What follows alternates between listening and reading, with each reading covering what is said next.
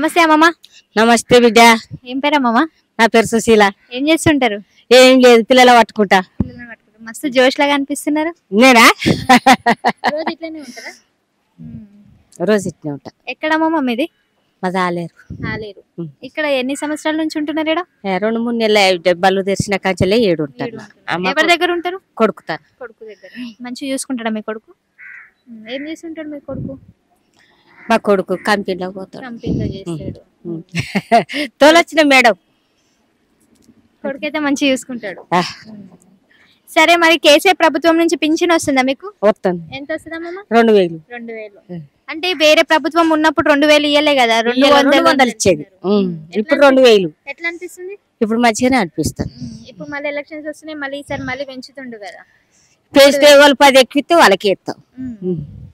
3000 వస్తున్నాయి ఇప్పుడు. ఇప్పుడు కేసీఆర్ అంటే ఇక ఆయనే పెద్ద కొడుకు బిడ్డ సాధేతందుకైతే. పెద్ద కొడుకు ఆయననే. మంచిగా అనిపిస్తుందా మళ్ళీ మీకు? ఏం చేస్తారు 2000తో? ఏం చేస్తారు?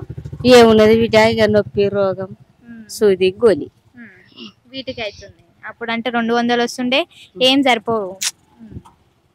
గెలుస్తాడా అమ్మమ్మ ఈసారి మళ్ళా? ఇక అదృష్టం మాట బిడ్డ, కిస్మత్. కిస్మత్. ఒకవేళ కాంగ్రెస్ గెలిస్తే ఎట్లుంటది మళ్ళా? ఎవరు వచ్చినా ఇక గంతే, ఎవరది వాళ్ళది చూసుకుంటారు బిడ్డ. మనకేమైనా పెడతారా? మనకేమైనా పెడతారా రా?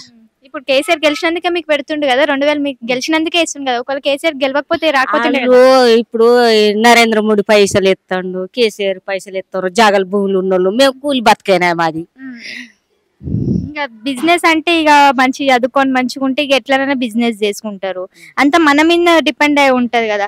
తాతలు ముత్తాతలు సంబంధించిన ఆస్తులు ఉంటేనేమో మంచిగా కూర్చొని తింటాము, ఏం లేకపోతే ఏం లేకుంటే కూలి బతుకు, కుక్క బతుకు. కుక్క బత్త ఎందుకు అనుకోవాలమ్మమ్మ? కాదా బిడ్డ, చేతిన కూలి లేకుంటే లేదా, చేత కాకుంటే వాటి. ఎట్లా అనిపిస్తుంది అమ్మమ్మ మళ్ళీ 2000 పింఛన్ వస్తుంది? నాకు మంచిగా అనిపిస్తుంది. ఆడైనా పెద్ద కొడుకు, నా కొడుకులు ఎడబోయిర్రు కానీ వాడైతే నాకైతే పెద్ద కొడుకు అయితే సీఎం కేసీఆర్. పొద్దున్న అంతే. మీకు అంతకంటే మించింది ఏముంది నాన్న? ఎందుకంటే కొడుకులు ఈ మధ్య చూసుకోవాలంటే వాళ్ళు చూసుకోవడానికే కింద మీద పడుతున్నారు. తల్లిదండ్రులను చూసుకోవాలంటే అయితలేదు. తల్లిదండ్రులను ఏం సంపాదించడం అని కోడన్లండ్రి, ఏం సంపాదించలేదు మమ్మల్ని సంపాదించదని కొడుకులండ్రి. గట్టి పెద్ద కొడుకులాగైతే కేసీఆర్ చూసుకుంటాడు మిమ్మల్ని. గెలవాలనుకుంటున్నారా ఈసారి మళ్ళీ కేసీఆర్? గెలవాలి. నా పెద్ద కొడుకు జై తెలంగాణ.